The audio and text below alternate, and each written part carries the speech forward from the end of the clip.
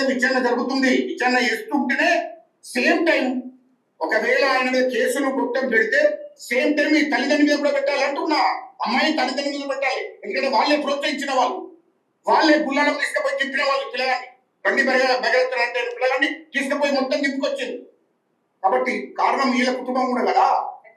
ఇప్పుడు బండి బెగరెత్తు మీద విచారణ జరుగుతుంది. విచారణ చేస్తుంటేనే సేమ్ టైం ఒకవేళ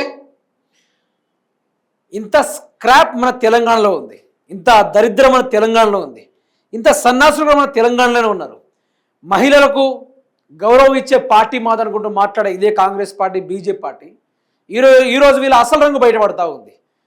ఈరోజు సరే ఆ తల్లిదండ్రులు తప్పే చేశారు, వాళ్ళు ఒప్పుకున్నారు, పశ్చాత్తాప పడ్డారు. తర్వాత బండి భగీరథ మళ్ళీ గెలకాల్సిన అవసరం వచ్చింది. ఏం గజ్జల కాంతం ఏం మాట్లాడుతున్నావు?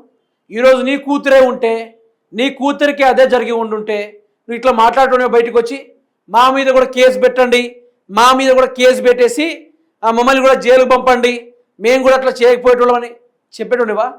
ఇక్కడ సింపుల్ లాజిక్ కూడా చెప్పనా, పోక్సో నిబంధనల్ని ఉల్లంఘించి మాట్లాడుతూ ఉండరు వీళ్ళంతా.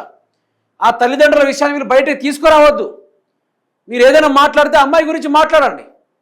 అమ్మాయి మైనర్ బాలిక మీద ఎట్లా చేస్తావురా, ఆ గాడిదగా వేస్ట్గా నేను ఎట్లా పెంచారా అని చెప్పేసి అట్లా మాట్లాడాలి.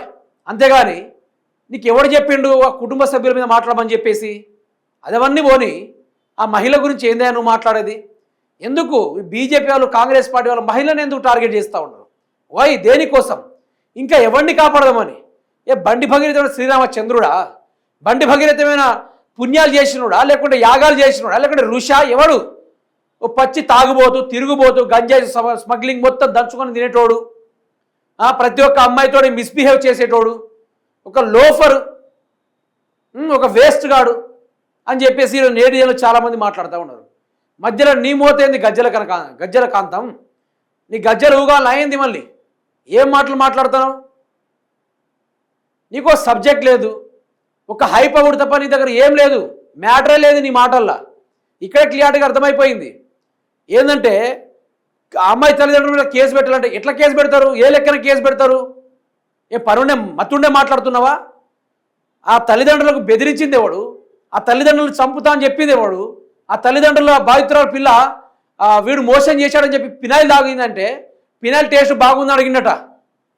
నిన్నే అట్లా నీ కూతురికి అట్లా జరిగి ఉండుంటే, నిన్నే బండి సంజయ్ అట్లా అనుంటే నువ్వు మాట్లాడేటోనివా? గజ్జల కాంతం మాట్లాడేటోనివా? ఏ నోరు ఉంది కదా ఏదో హైలైట్ అవుతాం.